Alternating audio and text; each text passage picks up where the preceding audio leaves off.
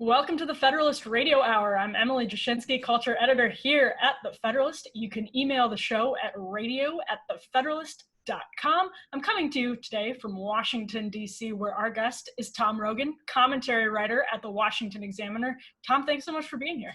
Thanks for having me. Thanks for having you back. We have Tom back on the show today because we got such a good reaction to Tom's last appearance on Federalist Radio Hour that I thought it warranted a follow-up because this is not only a topic that's extremely interesting, but it's a topic that is wildly undercovered.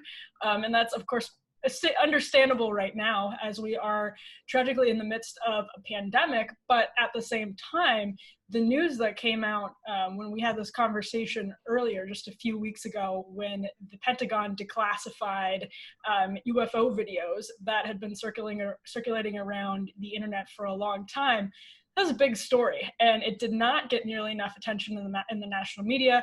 Tom is a serious reporter. It should be very well noted that Tom is a serious reporter, very well sourced on national security issues, and he's one of the few journalists in mainstream media to really take this issue seriously and to cover it hard. So Tom, thanks so much for agreeing to have this conversation with us again. Well, thank you for those very kind words, Emily. I was way too kind, way too kind. You were. Tom, the first thing I wanted to ask you, we're going to talk to Tom about what the Pentagon referred to as unidentified aerial phenomena. So there were 3 videos released from roughly the past 15 years. A few weeks back, they had been circulating around the internet. They were declassified by the Pentagon, which called them, it said that they depicted, quote, unidentified aerial phenomena. There's actually a press release on the Department of Defense website where you can see this for yourself. And there was some coverage of it, but there wasn't really a lot. It opens up this massive can of worms about the possibility of life beyond Earth, about intelligent life beyond Earth. While that is a very strange topic to have a serious conversation about, seemingly to very many people like myself who don't follow this issue closely, Tom, why don't you talk a little bit about what you think right now, through your reporting, through your research, the most compelling evidence of intelligent life beyond Earth is? Well, so I think the first thing to say is, the unidentified quality that the military uses that defines this subject is correct in the sense of origins. Whether that be extraterrestrial, as some people posit, or extra-dimensional, or a combination of both, time travel, whatever, we don't know, and I don't think the government knows. And that sort of baseline is both why this is so important, but why, as my brothers frequently remind me, you have to be careful with this subject about getting too far ahead of yourself. And so your brothers and your editors probably. Correct. Yeah, some editors are more sympathetic than others, as you know. But look, it is a subject that demands a necessary degree of caution because of the nature of it, right? That if it is at where I think it is personally, at the high end, it's one of the biggest stories in human history. If it's not, then my ability to be invited on shows such as this one and write pieces that I get paid for, I think will come to a rather abrupt end if I push the line to places it can't go with the data points. So those. You're a bold man, Tom Rogan. Yeah, but I don't think I'm that bold in terms of this stuff. The more that you can kind of get to data points, and again, the sourcing, people you trust, etc. I think there's a grounding for it. Otherwise, I wouldn't be saying it, because it's some we're in a critical moment, I think, in terms of becoming much more of an issue that's discussed, with more coming out in the near-term future. That frankly, it's not going away. But also, as we get more information, things that we say now in one moment or report on in this one moment, could come back to bite us, or to verify we knew what we were talking about at the time. So that's the kind of baseline. But in terms of your specific question, in terms of the evidence of what makes it sort of a fascinating subject, I think certainly those Navy videos that have been very commonly shared showing incidents in 2004 off the Pacific coast, and incidents in 2015, 15 off the East Coast, Florida really, where the carrier groups do their workups before they deploy. Those are the sort of touchstones I think everyone's focused on at the moment, but certainly as I've become more involved in kind of, trying to reference reliable sources, so people who had high-level security clearances in the military, scientists. Scientists, you frequently police officers, cite scientists. Eyewitnesses, who have every reason to keep their mouths shut, or to find a logical, explanation. There's a wealth of data, right? Going back to, frankly, the Manhattan Project in the 1940s. Some more reliable than others, but there's so much there that I think is quite reliable. And I brought it out to give Robert a pitch here. This book, although I think it's perhaps a poorly named title if you're trying to expand to the maximum possible audience. This really is the Bible, though, in terms of a serious issue. And you've just got Robert, who wrote that a while ago, just spent decades covering the connection point between nuclear weapons facilities and nuclear facilities more broadly and UFO phenomena. Has all the documentation there, names a lot of these people who come to him, the amount of effort and trust that requires. And I've got to know Robert in the last year, and so there are some really important materials that have been out there, but have unfortunately been ignored, partly because there are a lot of crazy people involved in this topic, unfortunately. Yourself included. Especially with my hair at the moment. Yeah. But also because I think, quite frankly, no one wanted to touch this until they had the kind of tangible thing with the Navy videos, right? You've got the pilots really surprised, you've got the camera, you've got the military saying it's true, and then you've got all the, unfortunately, some of the data sets surrounding that haven't been released. Anyway, I'll shut up. Well, no, something interesting is you said you have the Navy saying it's true. And part of the question I was asking is what is the most compelling evidence here? And it sounds like you do agree that the release of those videos, the sort of official sanctioning saying that these are legitimate and these are real from the Pentagon, marks a turning point. And what you said could legitimately be one of the biggest stories in human history. And I think it's hard to deny that if we find that these really were the sort of crumbs leading us to intelligent life beyond Earth.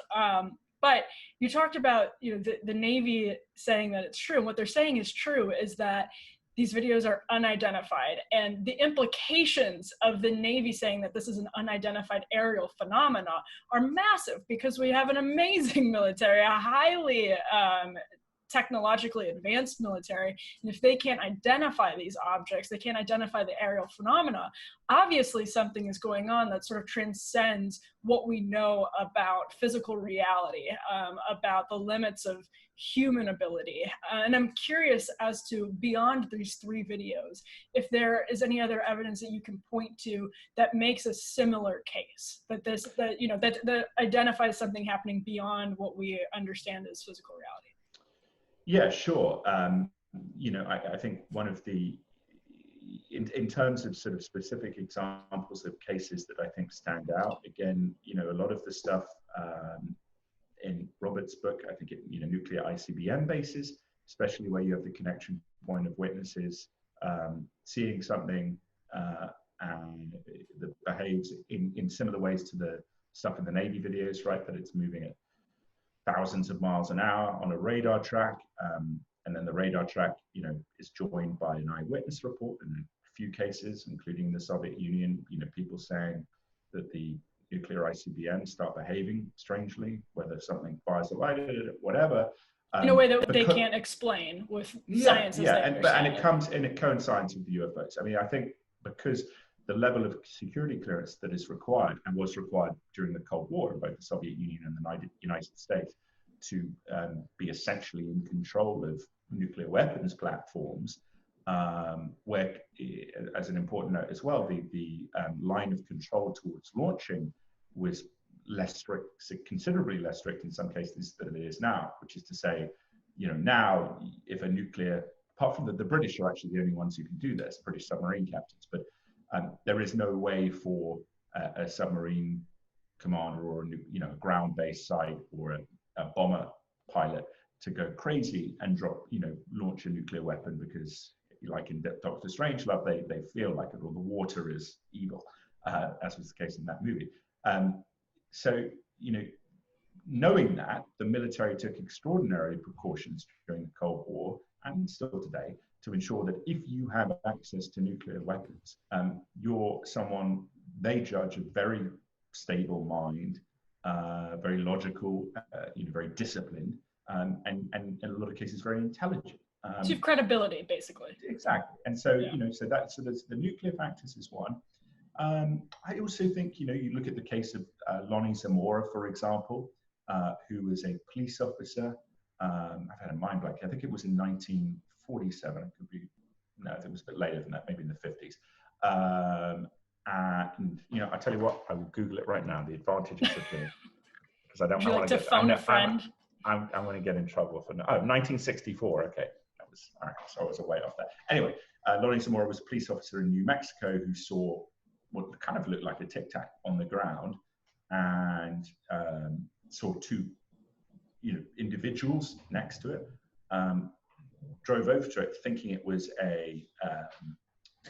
someone in distress, an overturned car, I think his testimony was, and then it took off and zipped off extremely fast. FBI investigated that, as did the Air Force, and it was judged to really be an unexplained incident. There was scorched earth where he said the thing took off, and was judged a credible character. And so there are other cases in the UK, police officers finding this. There was a lady that I referenced in my recent UFO Why Journalists Don't Like to Touch the Issue piece, who said she saw essentially a disc-shaped object. And I think that's what quite striking as well, is the degree to which you have witness testimony of objects in behavior in terms of characteristics, performance, speed, etc., maneuverability, and shape, that kind of transcends different times, in terms of a period of decades since the 1940s, and spaces in terms of being seen all over the world. And that that kind of, when you have a lot of credible people saying the same thing, and less credible people, admittedly, it I think draws attention to the subject. But the critical component is, going forward, I think, is being able to access government data in terms of radar recordings, etc., and getting the government, I think, which they're doing now, to stop, as they were doing and are doing to a degree still, putting down stuff that, if something is going thousands of miles an hour and stops on a dime and then does the same thing at an angle, that rips a human body apart. And it's probably not, as the government likes to describe these things, in all cases, a radar aberration, a reflection, or a glitch. And, same thing happening with submarine sonar contacts, for example. So, there's a lot of stuff there, but as my kind of long-winded extrapolation of at least you're self-aware, Tom. It's complicated. It's complicated, and you've got to avoid going down the rabbit hole. Well, yeah, and in some ways, it's hard for me to believe that I'm sort of indulging this particular eccentricity of yours, or this eccentric interest of yours. But at the same time, as we've had these conversations, as I've sort of looked at your reporting, this is like really, a lot of this evidence is really credible, really difficult to explain with what we understand as the laws of physics and the limits of human capabilities. So it is genuinely an extremely worthwhile conversation to have, especially with somebody like yourself who understands it and has researched it. You have an interesting perspective on Roswell. You're sort of a Roswell skeptic, which I imagine is rare among the community of people who take this issue seriously. It's just talk a little bit about why that particular incident is not compelling to you. Well, so, I wouldn't say compelling. I've sort of, since we talked about that, I've kind of, edged a bit on it. And I have a piece coming out at the end of next month on that. I've been told by my boss to restrict how often I write about UFOs, which I think is actually quite fair. Anyway, the concerning thing about that, or at least the reason I was perhaps more skeptical than others, is that, when you see the early reports from, this July 1947, you see the early reports of what the rancher, William Brazel, or Mac Brazel, found. The behavior, the descriptions he gives do kind of match up with what the military later said it was, which was a top secret, high altitude balloon test. Weather balloon. Well, they said it was a weather balloon, which was a lie. But then in 1994, they came out with a report saying it was actually a Project Mogul balloon, which wasn't really a weather balloon, but a balloon designed to detect radiation from Soviet nuclear tests. Right. So the material that the rancher said he found kind of matched up with that, and you see that in some of the news reporting. I mean, beyond the flying saucer found headline, there isn't much in the kind of reporting from the time to suggest it was a flying saucer found. One of the reasons I've slightly altered my attitude is again, actually Robert Hastings' book, he in his reporting on this, he spoke to someone who was very close to the then base commander at Roswell Army Airfield, William Blanchard, who, and this individual told Hastings, after a lot of kind of back and forth, which he goes into the book, that there was a crash, that there was potentially maybe some of the wreckage there was, a skip site that something had crashed and then managed to get airborne a bit, and the military actually found the main object. It's one source and it's secondhand. And the challenge here as well is that a lot of the people who've written about this subject or have testified about it have turned out to be, seeking attention or simply being deceptive. Such a weird way to get attention. Yeah, or really being unreliable. But, if you want a purpose, again, it's the same. People sort of make stuff up sometimes because they want attention. And, I think that the challenge with it is there isn't a lot of good data, to match up with it being really compelling. I just think there's sort of more compelling stuff out there in terms of, right. So, yeah. Well, one of the reasons I wanted to have you back is because, in addition to kind of expanding on our last conversation, I also wanted to talk to you about some of the more philosophical questions that this raises, which first, I mean, I imagine, I believe that part of the reason people don't want to talk about this issue or think about this issue is because it opens up this philosophical can of worms in terms of like challenging what we think is real, what we think about all kinds of different things in the universe. It forces you to confront so many questions and to sort of reconcile your understanding of the world with potentially a new version of the world, to kind of make peace with those two different ideas. So it's just like a challenging, complicated thing to wrap your head around it. And as you try to wrap your head around it, you have to question a lot of your most deeply held beliefs. First, do you think that's a reason people hesitate or might sort of steer away from this question in the sort of like serious established legacy media? And then my second question for you is just dive into what you think about that, because you have an interesting perspective on whether these incidents and this evidence actually should present a serious challenge to kind of the Western worldview. Yeah, I mean, it's a great question. And I just say this. Of course it is. I'm going to get a lot of heat on Twitter. Yeah, isn't that it's one of the most annoying things. And you say, oh, that's a great question. That's a great question. Anyway. Yeah. Well, it was. I mean, in my case, I don't think I've ever asked a bad question. Just so I don't get too much hate on Twitter over this. With the Roswell stuff, there is interesting stuff in the sense that some of the material, right, the memory metal, some of the Air Force research and development that happens immediately afterwards in terms of ionization, which kind of matches up with some of recent theories about the Navy UFO stuff, and the fact that the rancher was detained for a number of days and intimidated by the military. There is stuff there that really is quite odd. Does it rise to the flying saucer found? I'm not sure. Anyway, to your question. You just think there's more compelling examples, but yeah, I do, and I kind of go into all this in this upcoming piece. But anyway, so people can read that and decide. In terms of so yes, certainly there is this challenge of worldview, and I was talking to Tim McMillan yesterday, who's a former police lieutenant who's an investigator, who's working a lot on this subject as well. Really, really impressive guy, and we were discussing just that, and we agreed. And there are certain people, Luis Elizondo, who is the head of the Pentagon's UFO arm from 2009 to 2017, has said this was an obstacle that certain people in the government didn't. They thought, these things were potentially demonic, or in some sense offended a worldview. Certainly, I've come across that in doing my own work, but.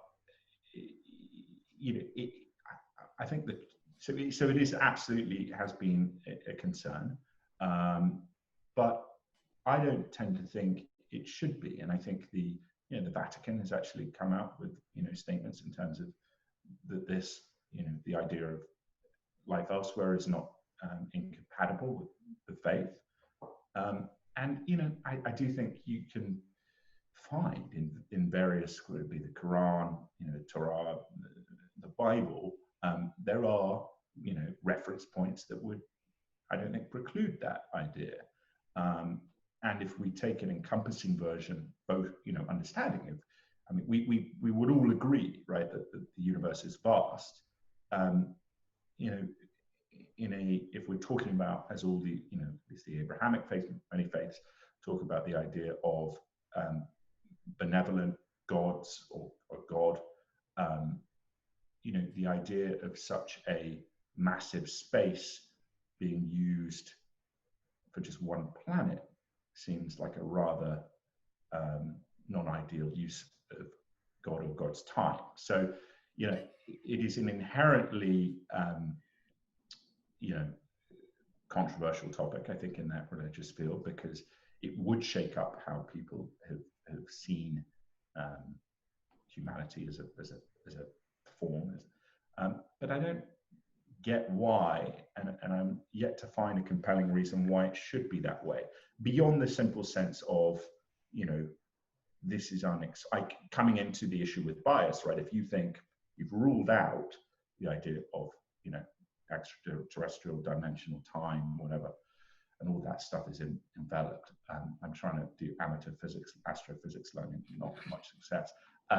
The one thing I would not trust Tom to do is build an airplane.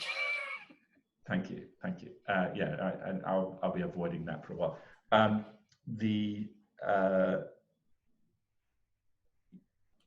If you come at it with that bias center and you think, okay, that's just not possible, and this thing is behaving intelligently, then yeah, some people might jump to the kind of demonic thing, or we're playing with fire here, and faiths do recognize demonic presence as a thing. So is that fair? I can understand where it comes from. I just don't think it's logical, because one other thing, there is no good, there is very little testimony, evidence of these objects behaving in malevolent ways. On the contrary, with the nuclear stuff, it seems to be deactivated. Playing, the suggestion, don't play with fire, don't endanger yourself. So the case in Zimbabwe, which is incredibly compelling, from the early 1990s, 94, I think, with the school kids seeing this UFO, and the kids becoming infused with kind of almost telepathic kind of interpretation that, this object thing were telling them, warning them about ecological disaster. And I say the reason it's very compelling is huge amount of kids, seeing this thing and saying the same thing, and being quite visibly in the kind of video reporting, troubled by it and confused. And I forget the name of the school, but people watching this will know what it is. Anyway, 1994. So, well, anyway, I'll shut up. No, it's interesting that you bring up that example, because I think something that can often tell us a lot about the human instinct when it comes to these sorts of larger questions about life on Earth or life in this universe is examining reactions cross-culturally. And even, I guess, examining witness testimonies cross-culturally. Have you found that there's consistency between witness testimonies across cultures? Have you encountered cultures that have absolutely no hesitance to embrace this and have been able to sort of just fold it into their religion or whatever their dominant cultural perspective is? Just can you talk a little bit about the cross-cultural reaction to these examples? Yeah, I mean, I think, if you take it at a global level, there are, faiths which have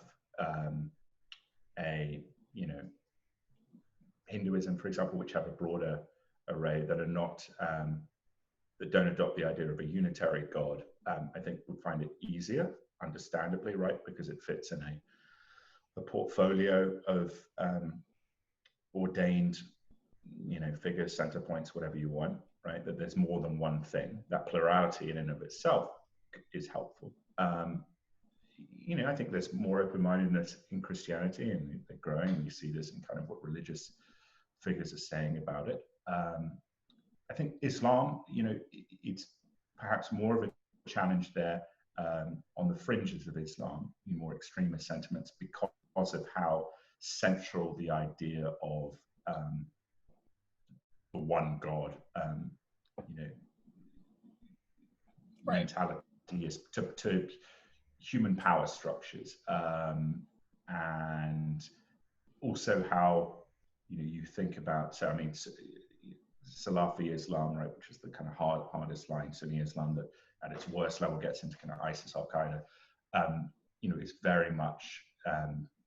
They even have the symbolism, putting one finger up as a kind of salute, one God, centrality, all flows through that. Anything else is apostasy, or essentially treason against humanity, because it's treason against God. And then Shia Islam, at least the Iranian interpretation, post-revolution Iranian interpretation, 12 Islam, the return of the Mahdi, right, the return of a Jesus-like figure. So, could you see people saying, this is demons trying to take the role of that? You can see all of this sort of convoluted thing, but it's something, as this story becomes more, out there and more credible, again, because the data points, it's something religions are going to have to grapple with. So I guess we'll see. You mentioned, or you've mentioned before, that there's a spike in reports of UFO sightings around the Cold War period in the United States. What is your explanation for that? Yeah, so it's really the during the Manhattan Project, this thing, and it's in a lot of the newspaper reporting at the time, actually in Los Alamos' own internal house magazine, they kind of reference it in a 1960s thing. And I had outstanding FOIA requests with the Department of Energy, which they kindly gave me a notice of this week that they're working on it. So that was good. We'll see. They must love you. Like, well, this I think British guy from the Washington Examiner keeps pestering us about UFOs. I think they probably do quite like me, because I know they get a lot of FOIA stuff, and then some of it is slightly odder than perhaps some of the stuff I'm doing. I think you're on a list either way. Yeah, I'm sure I am. Anyway, so you see in the Manhattan Project, right, the mid 1940s, early 1940s, out in New Mexico, where they're developing the atomic bomb. People are seeing green fireball type things, around the nuclear plant. They can't really understand it. Is it a Nazi weapon? Really escalates in sort of 1947, later period in the 1940s, with people seeing flying discs around a lot of these sites. And of course, you have the Foo Fighter phenomenon, which pilots, military, bomber crews, fighter pilots over fighting the Japanese and the Nazis, would see these sort of kind of colored orbs flashing around, chasing them, maneuvering around them. And so that Second World War kind of starting point, I do think the nuclear thing is what I come back to, partly because of what, Robert has written in that book, but also, my own talking to people and research on it, right? We know there's, the government assesses that there is a nuclear connection point, which is why the Navy keeps seeing them, because of the carrier reactors. And if, as we know, these things can very easily detect nuclear signatures, well, feasibly, that might have been why they started appearing with the Manhattan Project, right? That it's a sign, it would be a societal sign of higher intelligence, learning to split the atom, detect it and start monitoring it for whatever reason. That's why I think it begins. I think is the nuclear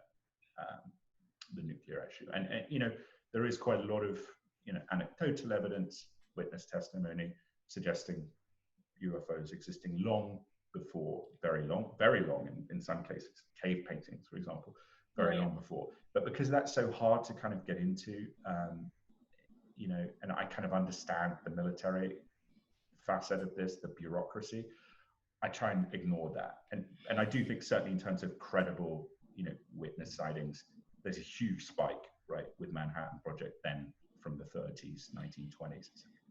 Well, yeah, the reason I asked that question as a follow-up to the cross-cultural question is because your detractors would likely argue that this spike is indicative of a high level of copycat sightings and people realizing that you can grab headlines, or even just a phenomenon where normal objects start to look like unidentified flying objects because that's the prism that is being promoted in the media, or that's just sort of like what's in the front of people's minds.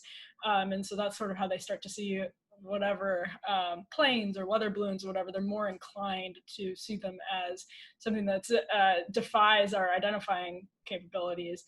So that is the reason I asked you that question, is because I imagine that's a counter argument that's presented.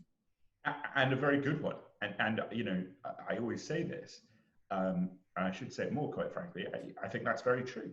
I'm sure a lot of the spike in sightings post the Roswell story, for example, were because people saw things that looked really odd, and they thought, oh, I've seen it. I'm part of that, kind of elite group that has experienced this, right? Humans want to be associating things with things that are special, that might give them, a story to tell their friends. So yeah, absolutely, I think that's a thing.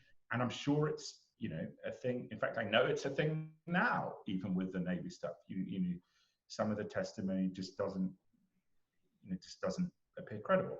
But then there is the testimony that is credible. And, again, which is why I try and focus on that, police officers, military, things that have data points associated with eyewitness testimony, and performance characteristics that are sustaining, right? The hypersonic stuff, the apparent anti-gravity capability, non-jet propulsion, that stuff. When you see those witnesses who are credible saying the same things over a period of time, it's kind of more interesting than I think some of the other stuff. So, it's a,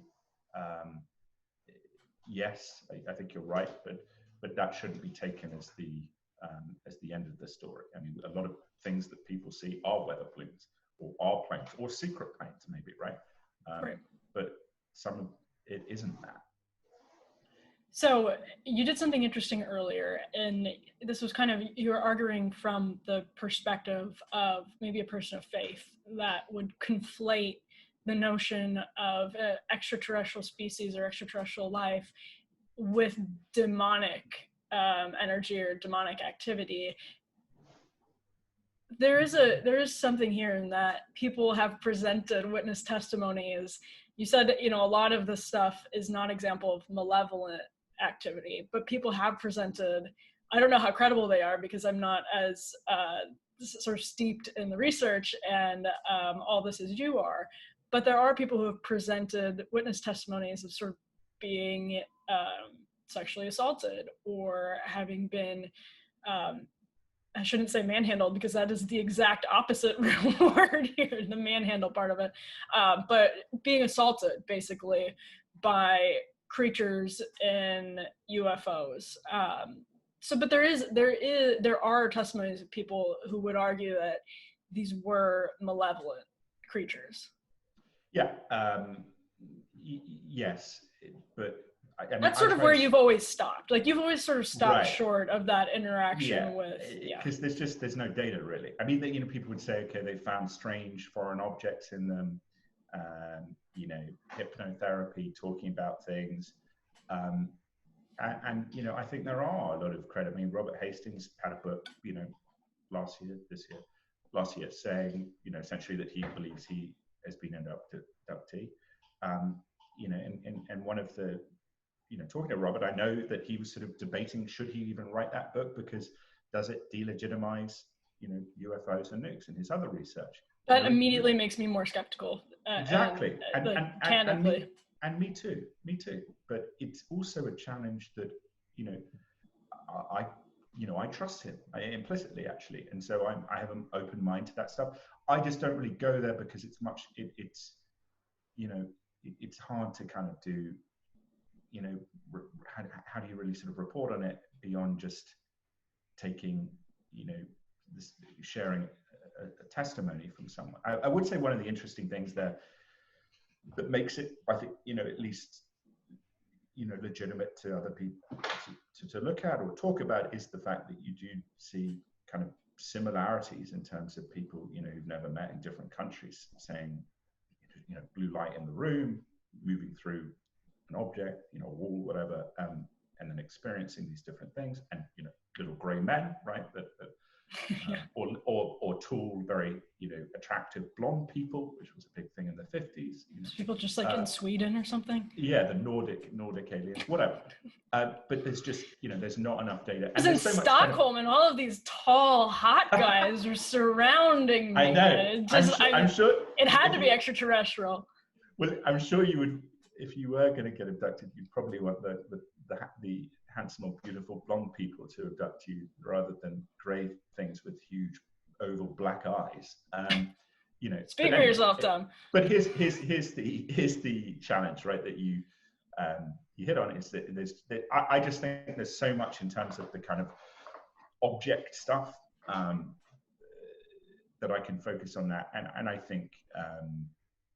You know, but then you are picking some, you're like with Hastings, for instance, you're picking some credible argumentation or research and choosing not to believe others from a witness or a person that you deem credible. Well, I'm not saying I don't believe him. I'm saying I'm kind of ambivalent on that. I see. You know, okay. And I don't know whether, you know, we don't, you know, human psychology is a very new thing, right? You know, and again, as I said, I implicitly, you know, trust him in terms of his journalism, but it's just, I just want to leave that aside. Right. You feel like you don't have to focus on it to understand that at one level. Yeah, and some people would say that's sort of cowardly or not even sort of good journalism in a way, and I respect that, actually, you know. But you know, there is, you know, the middle ground that I find quite fascinating is the kind of eyewitness testimony, and I referenced that. Ariel is the school in Zimbabwe where the kids, you know, seeing this thing and seeing what some of them said was like a little, you know, creature, telepathy, right? That I find quite fascinating. You see that some of the military people I've talked to, that there's a kind of, you know, sense of some of the Phoenix 1997 with that big black triangle flew over. People sort of almost kind of feel like a telepathic message. People have relayed that to you in interviews with you. People have relayed that to you. Yeah, but more also, you know, interviews with many other people. Right. And I just think it's interesting that you've personally conducted or had these conversations with people. Well, people have kind of more broached that, you know, which I think, you know, this, and so I think there is probably something to that.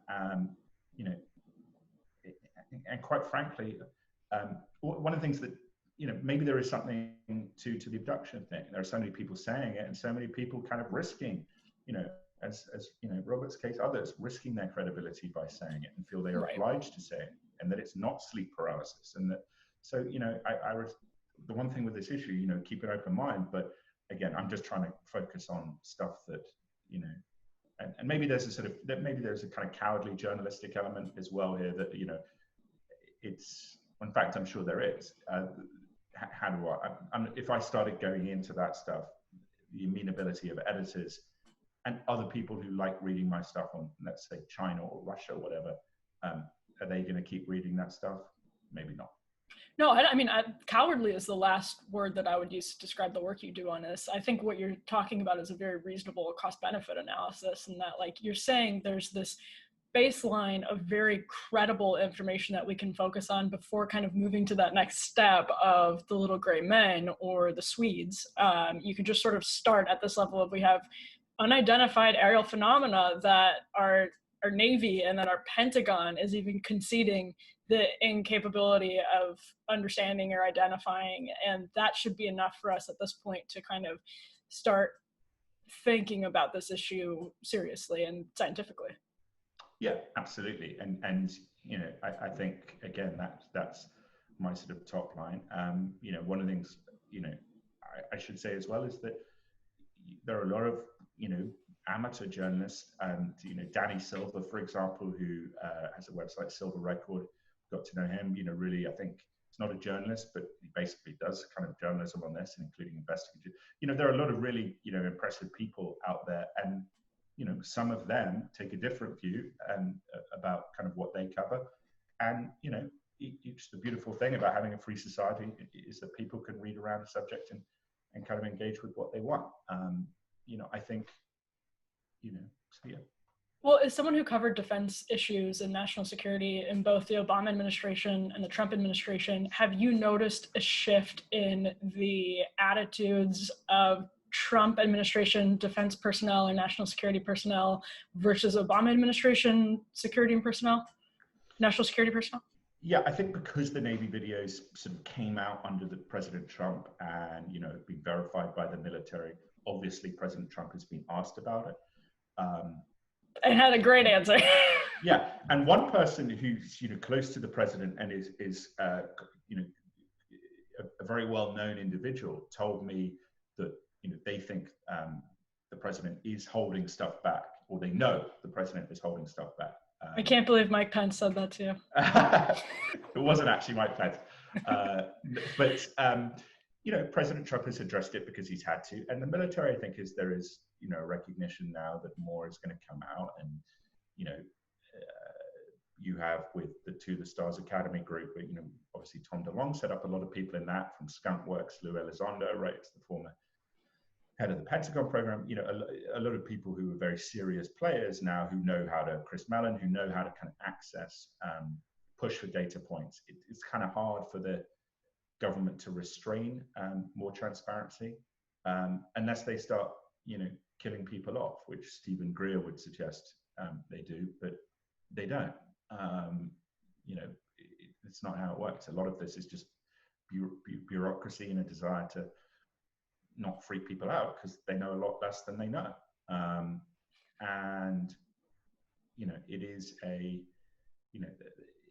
but going back to that Obama point, President Bush and President Obama, I think both by Jimmy Fallon, actually, you can see the reactions when they were asked about it. Bush was kind of more interesting, and it was after he left office, and Jimmy Fallon said, I bet there's a lot of cool stuff, you can tell me. And Bush said, yeah. And you're going to tell me? No. And it was kind of that Bush stuff. And Obama said, the aliens tell us not to do. It's a very sort of, typical Obama kind of, quite sort of eloquent, but, Oi. Yeah. So, they obviously would have been briefed on elements of this. But, I looked at one of the presidential factor here is quite striking because I looked at Truman's physical records after the Roswell stuff in end of June, July. And, there are a couple of meetings in there. There's one with, it involves then the head of the Atomic Energy Commission and senior military people. Curtis LeMay, I think, is in that meeting, and it's kind of odd because he was research and development at the time. But there's nothing kind of like, there's an Eisenhower thing, I need time with the president today. But, all of that could be put down to, here's what the Soviets are doing, right? It's right at the beginning of the Cold War. The Soviets are racing to a nuclear weapon. You know, there's no kind of crystallizing moment with presidents, apart from maybe Jimmy Carter saying he saw a UFO. But what I have a sort of more like fundamental personal question for you, which is, as someone whose job is predicated on his ability to maintain and advance and improve his reputation in beltway circles and in sort of the corridors of power, why are you willing to risk your credibility to report some of this stuff out? Why is that an important endeavor to you? Like, we're talking about a cost-benefit analysis earlier. Why have you determined that the cost of you reporting this out and looking into it is worth the benefit of doing that is worth the cost, the potential cost to your reputation? Well, as you well know, Emily, I have a sort of more British eccentric personality in some ways, so I don't really care about, you know, some of that stuff. But I also think it's an opportunity, right? I think in the long term, I will be judged.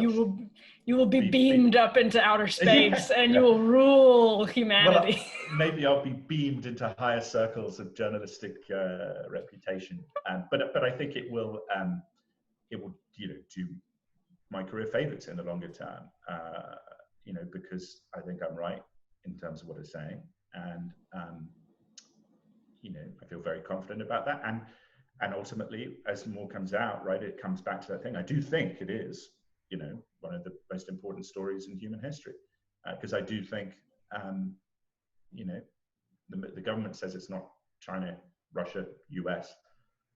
Well, what is it? A Thunderbirds Island somewhere? Maybe. You know, what the hell are they doing though? A lot of this stuff doesn't, you know, you could think of perhaps better uses for that technology. And then you're left with, you know, what else? And you know, the connection point with what else, right? If you can do anti-gravity stuff and hypersonics without fuel, prospectively, could you do, you know, space-time manipulation to travel places that you would not be able to do with, as we understand physics, very close to light speed being a maximal kind of level of travel. So that's really interesting to me, because the implication of that is either way, like no matter what, however the story advances, the fact that right now in the year 2020, the United States military is not able to identify aerial phenomena because it does seem to defy the laws of physics. And it defies, this is the critical point as well, and it defies known, you know, intelligence reporting on the very highest level of Chinese, Russian competencies. And, it, you know, the Israelis, other stuff, right? That it is so far beyond what they are even sort of writing down, trying to figure out in terms of planning for new projects that, you know, That's the claim about the metal at Roswell. Oh, I lost you for a second there. Sorry, you repeat that one. That's the claim about the metal at Roswell, the metal that was recovered from the site. Yeah, the memory metal. Yeah, and you know, there's, you know, it does look like, right, that wasn't developed until a couple of decades after. But you know, yeah, and certainly there is UFO material. I think we can say that with, you know, Luis Elizondo has said that on Tucker Carlson's show. We know that the Army, through a joint cooperative research agreement with the Stars Academy, which Elizondo works with, has a contract to study metamaterial that is supposedly from a UFO crash. And, you know, I've been told as well, which I'm very confident of, yeah, they have material. The critical question, though, whether that is material, and I don't know whether that is material like that stuff supposedly found at Roswell, or somewhere else, right? Which I think is probably more likely, or it's, you know, as Bob Lazar would say, you know, a flying saucer. You know, I'm not a big Bob Lazar believer, I have to say, but you know.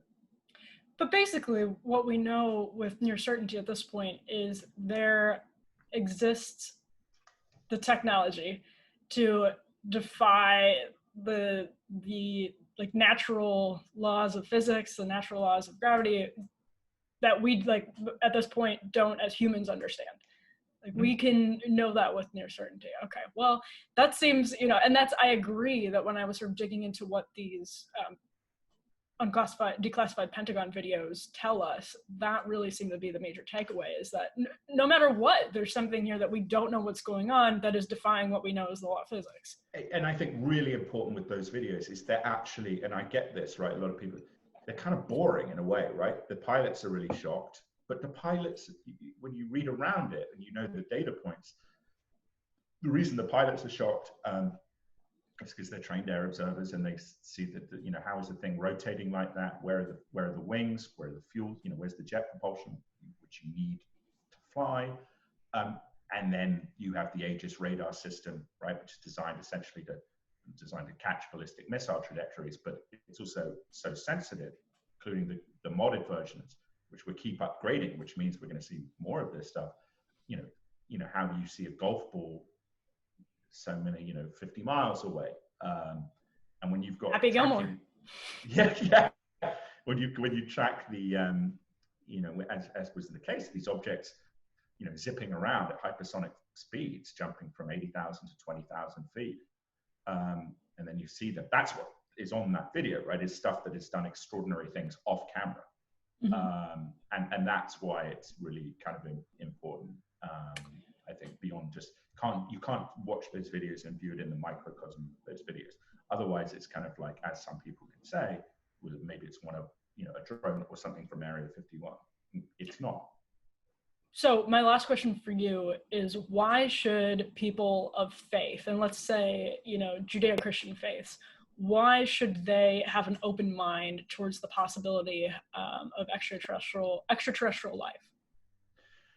Well, I mean, because I don't see the incompatibility with faith. I mean, you look at,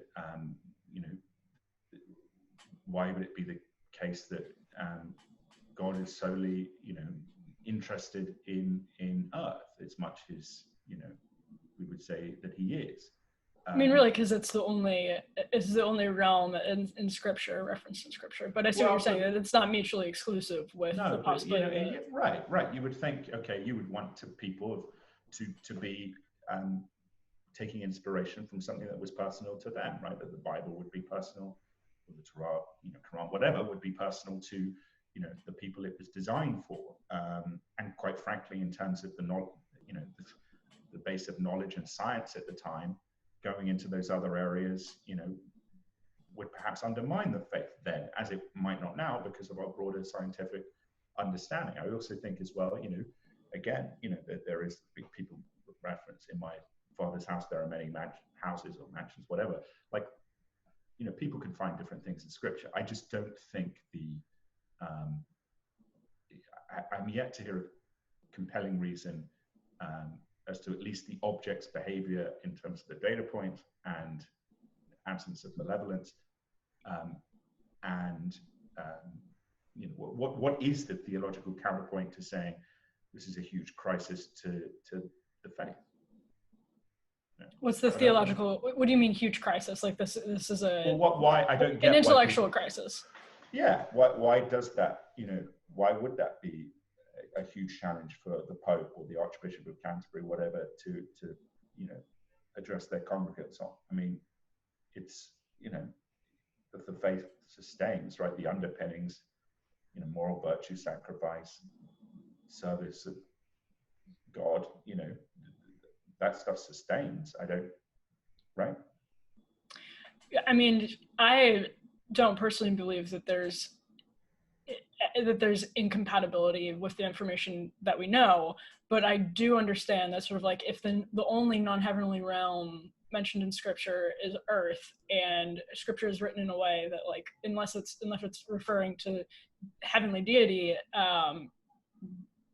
reflects life on Earth as we know it in terms of like natural law and whatever else, unless we're talking about divine intervention. But yeah, I see why people would question, how that would be omitted, or why it wouldn't be addressed. I personally don't think it's an inconsistency or an incompatibility, or it presents an intellectual crisis for people of faith. But I do understand why people would wonder if, this is why it's not addressed, that the world is much more vast than just Earth. Yeah, I think to your point though, and I kind of referenced it with Islam, it becomes more of a challenge for more absolutist, Christian denominations, I would say, right? That taking every word of scripture in a literal sense without the degrees of interpretation. I mean, I still don't think that's, even if you're a literalist, I still don't think it's incompatible. Yeah. But I see what you're saying. Yeah, I mean, it's more of a challenge probably for those people than others. As you the Episcopal faith, which you so adore, right? I don't think I've ever talked to you about the Episcopal faith before. I thought we did discuss that when I was going to my Episcopal church with the lesbian preacher. I have no memory of this discussion. It must have been someone else. I was teased that I'm a democratic leaning Christian. Anyway, that's it. Okay, Tom. Maybe you want to cut that bit out. Now that Tom has put words in my mouth and manufactured a conversation whole cloth. I think I actually know who it was, but I'll leave them off I'll blame it on you. Okay, Tom. Even though it wasn't you. I should mention that in addition to being well-sourced, Tom mentioned Tucker Carlson earlier. Tom has been on Tucker's show to talk about this. As fun as it would be for me to question his credibility and his choice in shirt colors, he's wearing a pink polo right now. I grew up in England, right? Yeah, he is actually credible, and I feel bad that I even feel compelled to repeat that, but this is new territory for me.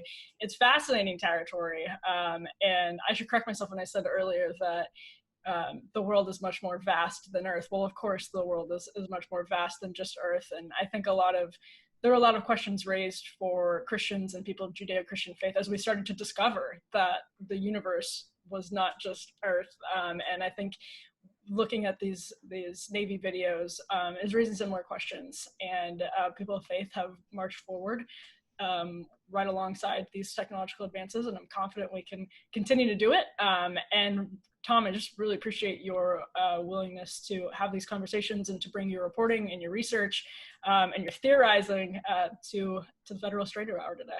That was very eloquent, Emily. I appreciate you having an open mind and discussing it with me. As usual, eloquent and grateful for Tom's time. This has been another edition of the Federalist Radio Hour. I'm Emily Jashinsky. He's Tom Rogan. You can follow him on Twitter at TomRTweets. You can read him at the Washington Examiner, where he is a commentary writer. We'll be back with more. Until then, be lovers of freedom and anxious for the fray.